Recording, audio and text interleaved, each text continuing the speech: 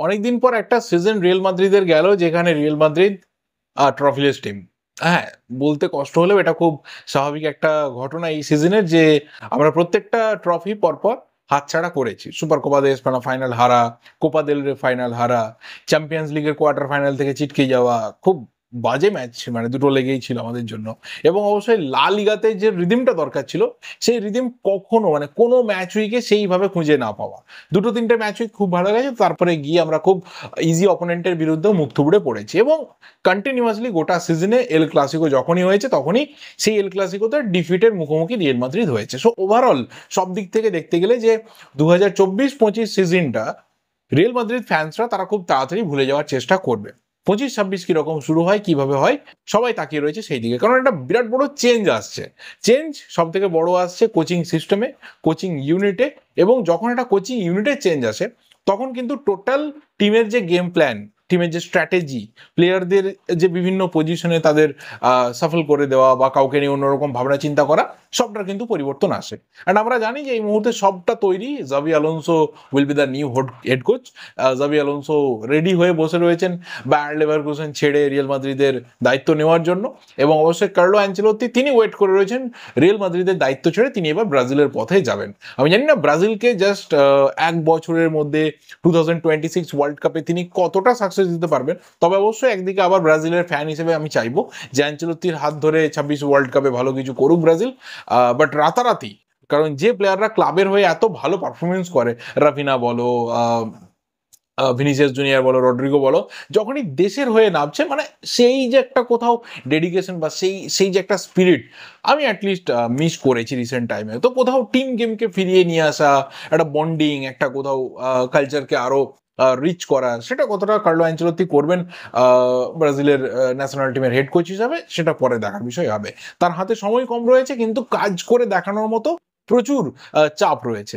Now talk about Real Madrid and the new era of Real Madrid. আমি অন্তত পক্ষে এইভাবে দেখতে চাইবো যে 2025 থেকে একটা কোথাও নতুন সিস্টেম শুরু হবে জাবি আলোনসোর হাত ধরে।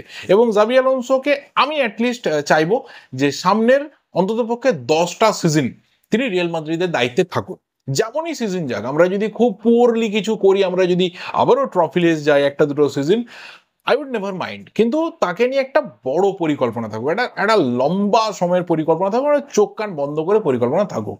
এর কয়েকটা বেসিক ফ্যাক্টর রয়েছে, যেমন নাম্বার ওয়ান, যে জাবি আলোনসোর যে মাইন্ডসেট, যে স্ট্র্যাটেজিক্যাল তিনি বিভিন্ন রকম মাস্টার স্ট্রোক বিভিন্ন ম্যাচে খেলেন, এটা আমার মনে হয় যে রিয়াল মাদ্রিদকে হেল্প করবে। যখন তুমি একটা বড় ক্লাবের হয়ে সেই ধরনের মাইন্ডসেটকে পুট করবে, সেই স্ট্র্যাটেজিক চেঞ্জেসগুলো নিয়ে আসবে, সেটা কিন্তু অনেক বেশি করে কাজ করবে। নাম্বার টু, সেটা হচ্ছে club legend his and obviously Spanish ফুটবলের লেজেন্ড। তো কোথাও তার যে ডেডিকেশনটা থাকবে সেটা কিন্তু বাকি অনেকের থেকে অনেকটা বেশি থাকবে। এবং সেখানে আমার মনে হয় যে জাভি আলোনসোকে নিয়ে একটা বড় পরিকল্পনা করা দরকার রয়েছে, একটা লং টার্মের ভাবনা চিন্তা করা দরকার রয়েছে। শর্ট টার্ম বা সাকসেস দিতে হবে, এসেই চ্যাম্পিয়ন্স লিগ জিতিয়ে দিতে হবে, বা জিদানের মতো পরপর 3টে চ্যাম্পিয়ন্স লিগ দিয়ে দিতে হবে, এরকম কোনো টার্গেট না। কারণ দেখো, বিভিন্ন সময় বিভিন্ন রকম রেকর্ড রিয়াল মাদ্রিদ করেছে, সেটা ক্যারেক্টারিস্টিক্স এর ওয়াইজ এগিয়েছে, কিন্তু তার মানে এই নয় যে আমরা কোথাও ভাববো যে জাভি আলোনসো আসা মানে একদম আমরা সেই জিদানের মতো এরাটাতে ফিরে যাব। নো, কোথাও জাভি আলোনসোর যে টেকনিক্যালিটিস গুলো রয়েছে, জাভি আলোনসোর যে মেথডস গুলো রয়েছে, সেটাকে অনেক বেশি করে ডিপ্লয় করে সেটাকে ফলো করে রিয়াল মাদ্রিদকে এগিয়ে যেতে হবে। কিছু স্ট্র্যাটেজিক চেঞ্জেস তো ডেফিনেটলি আসবে, যেমন ক্লাব ওয়ার্ল্ড কাপ থেকে আমরা হয়তো নতুন কিছু দেখবো। যেমন যেটা শোনা যাচ্ছে সব থেকে স্ট্রং, যেটা প্রথম ব্যাপার, যে তিনি এসেই 3-4-3 এরকম একটা ফরমেশনের টিমকে নিয়ে যাবেন। কতটা রাতারাতি ভালো হবে পরের বিষয়। আর 3 ব্যাক সিস্টেমে খেলার জন্যই বা কে কে রয়েছে, এটাও একটা বড় ব্যাপার। কারণ এই সিজনে চোট আঘাত এত পরিমাণে টিমকে ভুগিয়েছে যে সেটা বলার বাকি রাখে না। বাট স্টিল আমার মনে হয় যে রুডিগার রয়েছে, আসেন্সিও ভালো উঠছে। আমি জানি না কি বলে তোমার ডেভিড আলাবা কতদিনে ফিরবে, ওয়েট করব। বাকি কাউকে নিয়ে আর সেভাবে আশা নেই যে সেন্টার ব্যাকে কিছু হবে। চুয়ামেনি রয়েছে, তাকে নিয়ে ভাবনা চিন্তা করা হতে পারে। And obviously Trent Alexander Arnold এসে যাচ্ছে রাইট ব্যাকে বা রাইট মিডফিল্ডে, আমরা ওই জায়গাতে শর্ট আউট হয়ে যাচ্ছি। But what about the left midfield, সেখানে কি হবে? কামাভিঙ্গাও চোটের মধ্যে রয়েছে, তাকে নিয়ে একটা ভাবনা চিন্তা করা যেতে পারতো, বাট এই মুহূর্তে সেটা পসিবল না। তাহলে সেখানে ওই মেন্ডি না হলে ফ্রান গার্সিয়া কাউকে একটা ইউজ করতে হবে। এই দুটো সাইড ব্যাকে আমাদের প্রবলেম ছিল গোটা সিজনে। একটা দিক ঠিকঠাক হয়েছে, আরেকটা দিককে ঠিক করতে হবে। সেটার জন্য প্ল্যানিং তো ডেফিনেটলি ক্লাব করবে, কিন্তু আরো একটা বড় প্ল্যানিং করতে হবে, সেটা হচ্ছে টু রিপ্লেস মদ্রিচ মদ্রিচ চলে যাওয়ার পর সেই জায়গাতে কি হবে? দেখো টনি ক্রুজ চলে যাওয়ার পর সেইভাবে টনি ক্রুজের যে জায়গাটা কেউ নিতে পারেনি গোটা সিজনে। অনেককে দিয়ে ট্রাই করা হয়েছে, চুয়ামেনি বলো, ক্যামাভিঙ্গা বলো, ভালভার্ডে বলো, বেলিংহাম বলো, অনেককে দিয়ে ট্রাই করা হয়েছে, সেবায়োস বলো, অনেককে দিয়ে ট্রাই করা হয়েছে। বাট যে কাজটা টনি ক্রুজ করতো, যে স্ক্রিনিংটা অপোনেন্টকে করতো, যে কোথাও একজন মাঠের মধ্যে কোচ থাকার মতো একটা ব্যাপার ছিল টনি ক্রুজ থাকা মানে, আমার মনে হয় সেই জায়গাটা কেউই করতে পারেনি। তো জাভি আলোনসোর কাছে বড় দায়িত্ব এই দুটোও থাকবে। এক হচ্ছে টনি ক্রুজের রিপ্লেসমেন্ট হিসাবে কাকে তিনি ভাবনা চিন্তা করছেন, এবং মদ্রিচের রিপ্লেসমেন্ট হিসাবে টিম থেকেই কাউকে তুলে আনা হবে, যে তাকেই মদ্রিচ যে রোলগুলো প্লে করতো সেই রোলে নিয়ে আসা হবে, নাকি নতুন কাউকে সাইন করানো হবে যে এই প্লেয়ারটা আমার মদ্রিচের রিপ্লেসমেন্ট।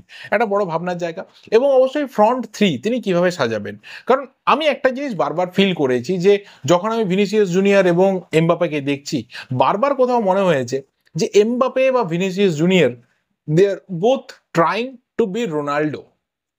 CR7 হওয়ার চেষ্টা করছে, কারণ মাথায় রাখা দরকার যে CR7 হয়েছিল কিন্তু পাশে এমন কিছু প্লেয়ারদের সাপোর্টটাও পেয়েছিল, যেটাও কিন্তু ভীষণভাবে দরকার। তো দুজনেই যদি CR7 হওয়ার চেষ্টা করে তাহলে সাপোর্টটা কে করবে? কারণ CR7 যদি আমরা কন্টিনিউয়াস ট্র্যাক দেখি, তাহলে শুরুর দিকে এসে অবশ্যই Gonzalo Higuain was is support system, বা তার পাশাপাশি দি মারিয়া রয়েছে, পরে ওজিল রয়েছে, কিন্তু হিগুয়েনের সাথে যে পার্টনারশিপ সেটা কিন্তু CR7 শুরুর দিকে একটা ডেডলি পার্টনারশিপ ছিল, পরবর্তী সময়ে সেটা বেনজেমার সাথে ছিল।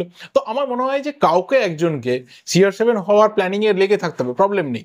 হিউজ পরিমাণে তোমার থেকে গোল, অ্যাসিস্ট, কোথাও প্রেসারটা টিম চাইবে, কিন্তু আরো একজনকে সেই সাপোর্ট দিতে হবে, সেই সাপোর্ট সিস্টেমটা হতে হবে, যাতে দুজনেই কম্পারেটিভলি ভালো পারফরমেন্স করে আলটিমেট টিমের হয়ে কিছু করতে পারে। তো এই দুজনের ব্যাপারটাও কিন্তু জাভি আলোনসো তিনি দেখবেন, যে কাকে নিয়ে একটা মেজর পরিকল্পনা রয়েছে, কাকে নিয়ে সেই মেজর পরিকল্পনা সাপোর্ট দেওয়ার চেষ্টাটা তিনি করবেন।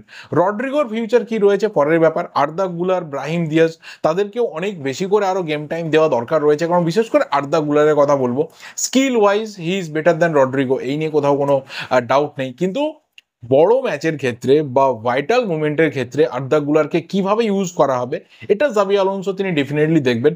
তো একটা বড় ধরনের স্ট্র্যাটেজিক্যাল পরিবর্তন আমি দেখব, যে এই সিজন অবধি যাদের যেরকম রোলে দেখতাম তাদের হয়তো কিছুটা রোল পরিবর্তন হবে, নতুন করে তাদেরকে নিয়ে একটু রিসার্চ হবে, একটু প্ল্যানিং হবে, এবং 25-26 সিজন যা আসবে আমাদের জন্য, যতটুকু আসবে সেটা আমাদের জন্য লাভ, আমি অন্তত বলবো। তো ম্যাক্সিমাম হয়তো রেজাল্ট সেটা আমরা হয়তো 26-27 সিজন থেকে ডমিনেটিং রেজাল্ট দেখবো। 25-26 সিজনটাকে নিয়ে আমি অ্যাটলিস্ট আশাবাদী না। যা পাবো, একটা ট্রফি, দুটো ট্রফি, কোনো একটা ট্রফির ফাইনালে যাওয়া, সেটা আমার জন্য মাদ্রিদ ফ্যান হিসাবে অনেক হবে। কারণ একটা যখন ট্রানজিশন হয়, সেই ট্রানজিশনের সময় কিন্তু তোমাকে পেশেন্স রাখতে হবে, সেই ট্রানজিশনের সময় তোমাকে ফেথ রাখতে হবে টিমের প্রতি, যে ঠিক আছে যেটা হবে সেটা হয়তো ফিউচারের জন্য ভালো হবে। এবং মাদ্রিদ ফ্যান হিসেবে সেই ম্যাচগুলোকে এনজয় করবো, নাথিং মোর নাথিং লেস। বাকিদের জন্য গুড উইশেস থাকলো, আর নিজের টিমের জন্য বেস্ট উইশেস থাকলো। দেখা যাক কি হয়। জাভি আলোনসোর আসাটা সময়ের অপেক্ষা, এবং এসে কাজ করাটা তার কাছে অনেক বড় চ্যালেঞ্জের, এবং আমাদের ফ্যানেদের কাছে অনেক বেশি পেশেন্সের একটা পরীক্ষার দিন শুরু হবে। দেখা যাক ফাইনালি কি হয়। এই ভিডিওটা এই অবধি। তোমাদের অবশ্যই মতামতগুলোকে শেয়ার করতে থাকো, মাদ্রিদ ফ্যান হলেও শেয়ার করো, অপোনেন্ট কেউ হলে অবশ্যই শেয়ার করতে পারো, গালাগালিও দিতে পারো, যাও কিছু ট্রোলও করতে পারো, নাথিং টু সে। ভিডিওটা এই অবধি। ভালো লাগলে লাইক করো, শেয়ার করো। দেখা হবে পরের ভিডিওতে। Till then subscribe the channel. Thank you and good bye.